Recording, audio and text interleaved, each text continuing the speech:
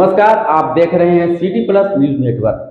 City plus news network में आप तमाम दर्शकों का स्वागत है। भगवान बुद्ध की ज्ञानस्थली बोधगया के महाबोधि मंदिर के महाबोधि वृक्ष के समीप बुद्ध जयंती मनाई गई। मुख्य अतिथि के रूप में राज्यपाल हुए शामिल। राज्यपाल ने अमन चैन की कामना कर बुद्ध के संदेश को देश दुनिया में देने की कही बात।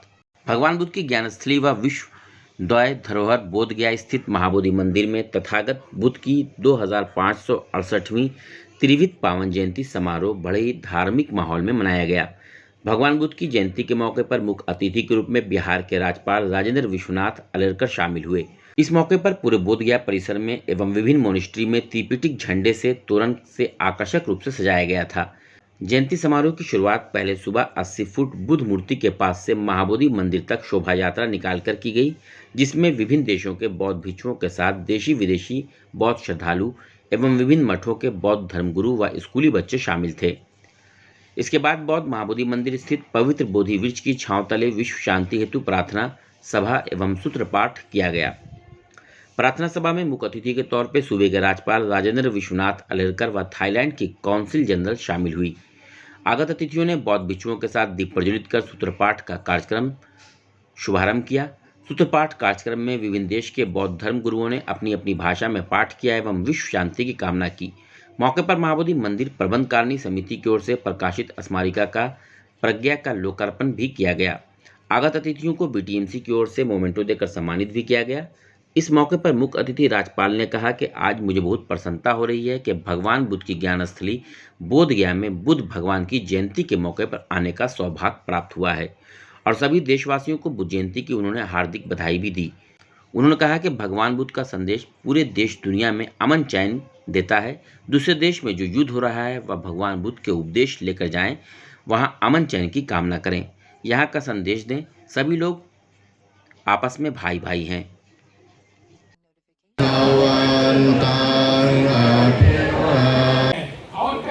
ऐसा विचार रखने की आवश्यकता नहीं है। हम सभी मिलकर एक ही विचारधारा के मत के अनुयायी हैं। हम सबको इस दिशा में ही आचरण करने की आवश्यकता होती है। मैंने यह विचार थाईलैंड में देखा, अभी अभी इसका उल्लेख हुआ।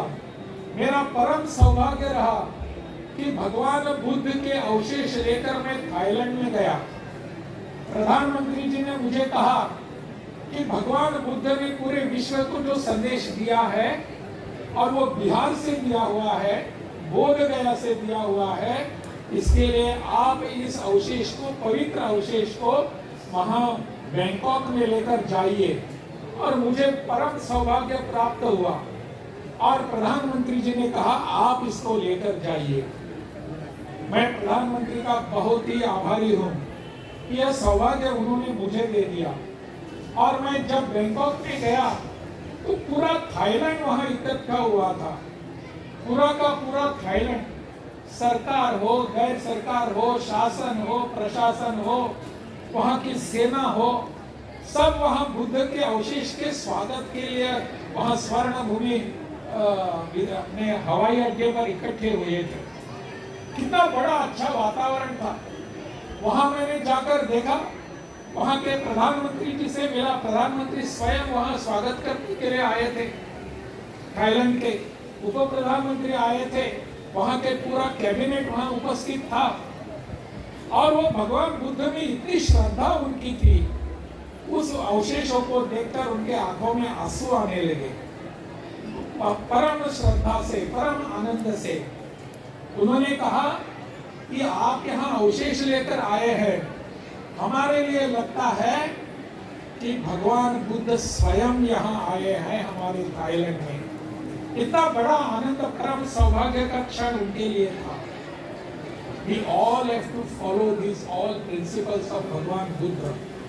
Bhagwan Buddha has given us nothing less than karuna, nothing less than ahimsa, and always propagated shanti, the peace, the harmony that has to be in the world.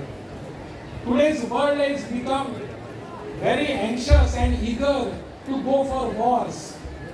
What can save the world today is only the Sandesh and the preachings of Bhagwan Buddha. These preachings, the principles and the message of Bhagwan Buddha has to be spread all over the world. What I have received and seen in Thailand and Bangkok is the same preachings, same principles, and that is what I wanted to see.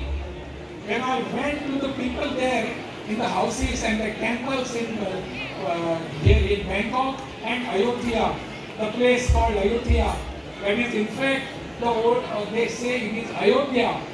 That place is there, and Sharayu river is flowing there in Bangkok on the banks of Bangkok, Sharayu. एवं आसपास की खबरों से update रहने के लिए हमारे channel को सब्सक्राइब जरूर करें और फेसबुक पर देखने के लिए श्याम किशोर जर्नलिस्ट को फॉलो करें।